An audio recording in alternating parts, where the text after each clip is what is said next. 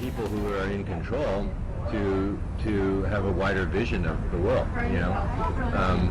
If you're living in LA or on the West Coast, you can't not see Asian people. There's Asian people all over the place. So for them to not put Asian people in film is strange to me. You know what I mean? Especially like 30 years on from. I mean, we really haven't changed much from the Long Duck Dong 16 Candles era. Really, honestly. Yes, there's people like Masaoka and those guys in Heroes, but they're really playing a variation of that character that white America thinks is really cute and funny. And I don't find it cute and funny because it's too old. It's a one-liner that's gone on way too long. And there's no blaming on those people at all, but I'm just saying that American culture, unfortunately, is still stuck in the 70s and 80s. And Asians have come a long way in society in general in America, And if you go to any university, it's more than 50% Asian. So for them to not put Asians in films and not try to put Asians in lead roles is kind of a strange thing. But it's not up to me at all. I might be advocating it, but I don't really have any control in that whatsoever. So it really is up to the people in control and power. I think it's changed a lot in the past few years. I remember going to I think it was the Rush Hour 2 premiere, and talking to a producer, and he's like, "Oh, really? You're from Hong Kong?" He was so excited because Hong Kong and Hong Kong film were really kind of cool at that moment, right? And then he goes, "How come you don't have an accent?" And I told him that I was from Berkeley. And he goes, "Oh." Like immediately I wasn't as interesting anymore, and he walked away. But if I was from Hong Kong and with a funny accent, maybe I'd be cuter to him and more something that he can market, right? That was then. And then now, like, I'm in LA, I've had a couple meetings with some producers. The whole climate has changed a lot because I think people realize the China market is huge. There's a potential audience of 1 billion people there, and how do they, it's really economically driven, how do they get a piece of that?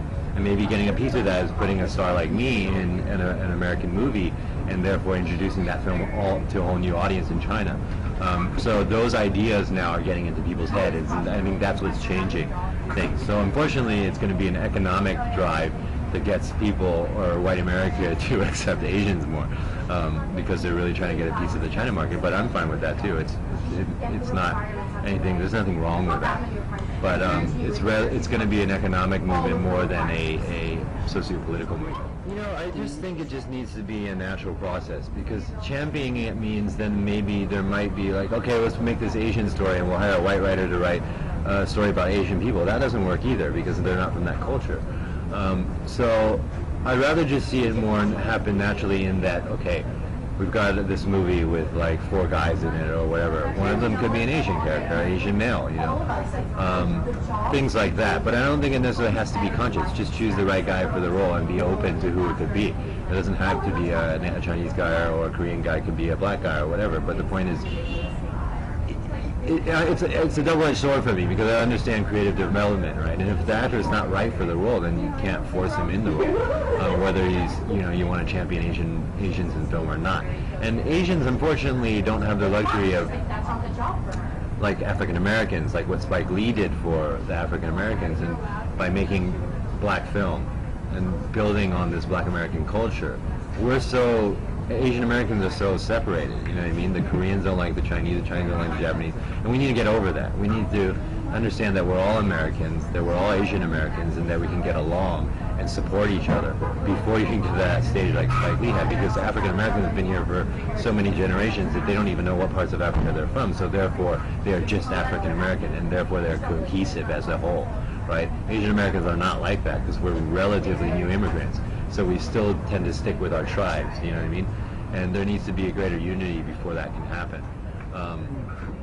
So yeah, it's a complicated issue. Yeah, I think it's a good start. What's been happening and what these guys have been doing, like Sung Kang and all of them, it's a good start because they're getting their foot in the door. They're doing a good job on the roles they get. Now it's just about to be careful of what kind of roles they decide to take on, and not to do the stereotype, Oriental dangerous girl that knows kung fu and knives come out of her butt. You know what I mean? Like that's just like it's played out to me as an Asian American, or the yakuza guy, or the triad leader. All that stuff that Americans tend to over romanticize about our culture. So So it's a slow, gradual change, and I think these guys are the pioneers, and they're doing it right now. So my hat's off to them. I've never really aspired to be a role model for anybody because I don't necessarily think I have those qualities per se. I think I'm just doing what I like to do, and if people like that, then that's cool. I'm not trying to sell the brand or try to be a role model for kids growing up. But that said, I would not mind being an inspiration to kids, seeing me on the silver screen and getting them to get into acting or whatever. If it's a kung fu movie, go learn kung fu or whatever. Those kind of things are great because I was influenced by movies. I was influenced by a whole bunch of different actors. But I don't really have a kind of set idea of what a role model should be because I don't really know what that is. Yeah, I like all those guys. Russell Peters, they're all awesome. I think Russell Peters is really amazing with his crazy accents. His Chinese accent is like spot on. I assume he has a lot of Chinese friends, but yeah, those guys are great. Ken Jeong, Dr. Ken, he's awesome. He's coming into his own right now, and I'm totally supportive of that. I thought it was really interesting because it showed a real long history of Asian Americans in film business, but it's like one person every 20 or 30 years that they talk about there, and the overall theme still is that their image was controlled by white America, so how the roles that they got to play and the roles they got to be were more like that, with the exception of maybe Bruce Lee because he did all his stuff on his own. He directed his own stuff and did it on his own, so he was really expressing himself as an individual.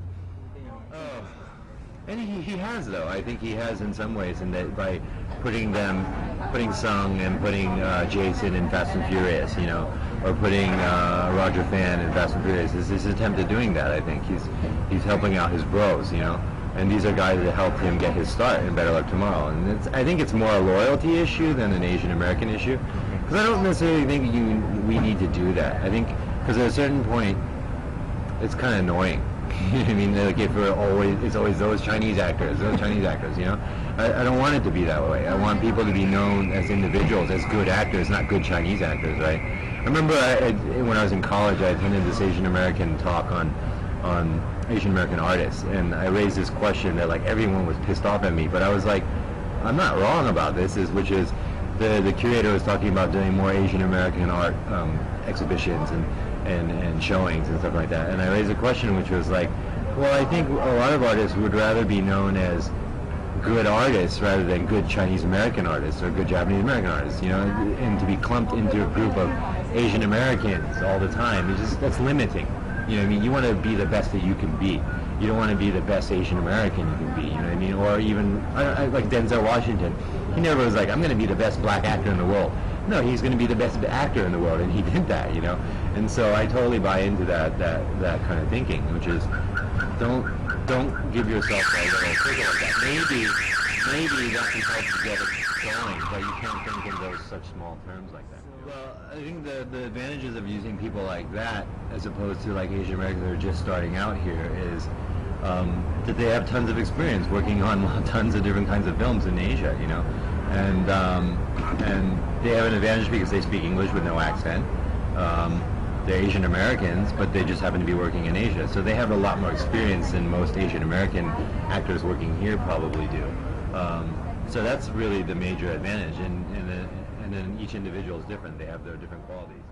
No, I have no idea. I'm not really tied into the Asian American acting community here because I've been, I'm always over in Asia, so I've never really got a sense of what's going on. But that said, like Jason Tobin was really active in bringing his acting coach out to Hong Kong. So I've done a couple of the workshops with them. So I know that people here are constantly owning their craft because if you're not working, what else are you going to do? You know what I mean? So it's time, you got to work on your craft, and it's something you've got to keep oiling. You got to oil that machine all the time, because if you just stop working for like half a year and try to jump back into it, I've done that before, you're rusty, And so you just keep doing that and keep improving. And there's no, acting is like art or any other kind of creative field, which is you're always getting better. You've never come to your being at your best and that's it. You're going to get better and better and better and better the more you work at it. And it's just about the time. I mean, if you read like Malcolm Gladwell's Outliers, he talks about the 10,000 hour rule, right? If If you work 10,000 hours, then you're going to be good at it. So just keep practicing, keep working on the craft, whether you're working or not. Sitting around complaining about not getting work doesn't do you any good, right? You got to buckle down and concentrate on the work and and then actually that really weeds out who's in it to be a good actor, who wants to be an actor, and who just wants to be a star. You know, that's one of the major things I have a problem with. People are like, how do I get into the business? And I always ask them the first question, what do you want to be? Do you want to be a movie star or do you want to be an actor? You tell me what you want to be. If you want to be a movie star and that's all you're thinking about, I'm telling you, don't even try, because it's a waste of your time. It's a horrible business to try to be in, and if you're going to be worried about maintaining your star status all the time, it's painful. You know, just if you can focus on your work and focus on your craft, and you have something really tangible like that to measure your life by, then that's fine. You know, and just keep doing it and keep trying to get better. I don't think there's any role I wouldn't do. It's just how it's written. You know, if it's a one-dimensional triad role, that's a very stereotype, you know, American version of that, then yeah, sure, I'm not going to do that. But there's really great gangster roles, like, you know, the ones that John Woo's done in his films, you know. So it really depends on whose hands it's in. You know, there's no way you can say I can't do this kind of role, whatever. You know, maybe some people are like that, but I'm not really like that at all. Sure. But I think they don't look at me as Asian American, honestly. A lot of the times, you know, and people like you do, you know, necessarily, that you know my background and stuff, but I think a lot of them don't necessarily, because I've done no American work at all, you know, it's all been Chinese work. Yeah, I mean, I'd be totally honored to do something like that and to be involved in something like that. It's just, I don't think I'm on the radar, you know. Every day, the same. Wake up, starts all over.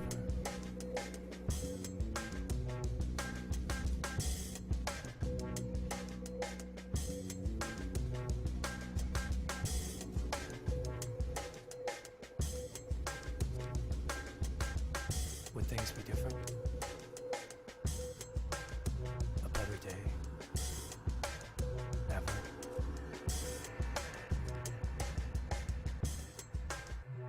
Here to there, everywhere and back.